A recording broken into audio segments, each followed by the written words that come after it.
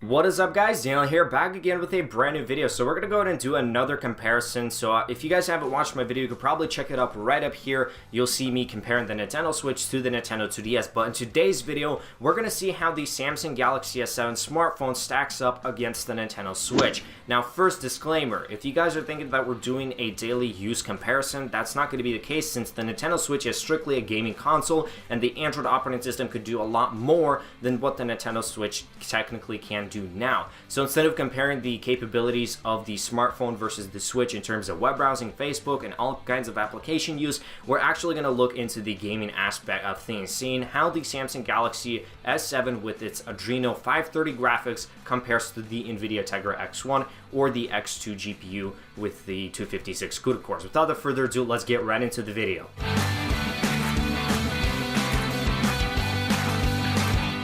Okay guys, so for the very first part of the comparison, we're going to start off with the display. The Samsung Galaxy's display is going to be a 1440p Quad HD display, which is going to be 4 times larger than the Switch's standard 1280 by 720p HD display, which is complete shit. And I know people are going to give shit to the Nintendo Switch for having that 720p display, but think about it, guys. It's a full console. Games are optimized really well for that console, and regardless of whether it's using an X1 or an X2, it's still going to be faster than the Samsung S7 Snapdragon 820 and the Adreno 530 graphics, which honestly, if the Nintendo Switch could barely pull Zelda Breath of the Wild in handheld mode at 30 FPS 720p, then what makes you think that the Samsung Galaxy S7 is going to be able to play games at higher resolutions than 720p? I think I have a point here, because honestly, as a game developer, you don't actually, like, in those game dev tools, you don't actually see, or you don't actually optimize your game to run at that 1440p display. You leave it at 720p sometimes if you want people to experience your game in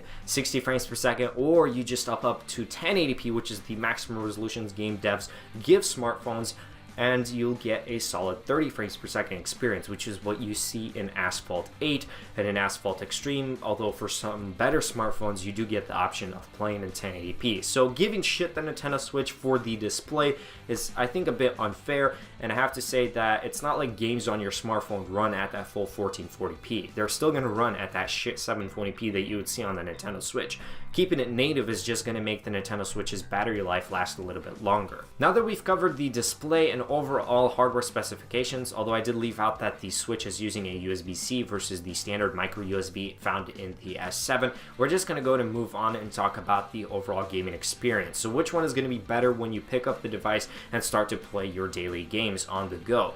I'd actually say that when it comes to racing games compared to like fast RMX and things like that, I have to say that the Nintendo Switch is going to be a little bit worse than the S7. S7 has a lot more racing game options out there, although some of them do microtransactions and stuff. It's a bit annoying, but you will find a few like EA games and things like that that you could purchase and be able to play with no advertisements and things like that. So there's a few games out there, but the fact that you just get a much bigger option on the S7 over the Switch just makes it a little bit a better experience. And in terms of game versus game, although I'm not doing a gaming comparison, I have to say that fast RMX is a bit too fast, and it's not my style. This is my personal preference. The S7's Asphalt Extreme game is just going to be far better than the fast RMX on the Switch. Moving on to the performance in terms of Zelda Breath of the Wild, I don't think I've found any kind of game that comes to match Breath of the Wild at 720p on the Samsung Galaxy S7.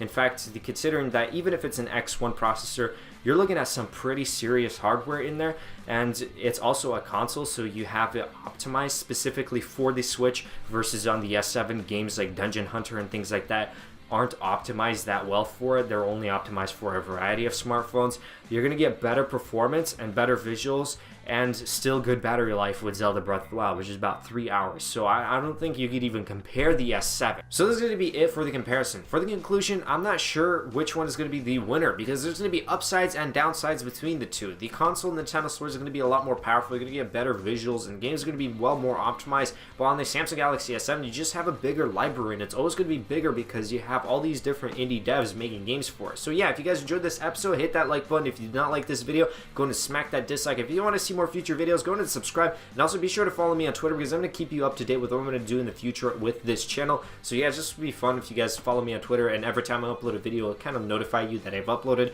and click that notification on YouTube. But without further ado, I'll see you all in the next one.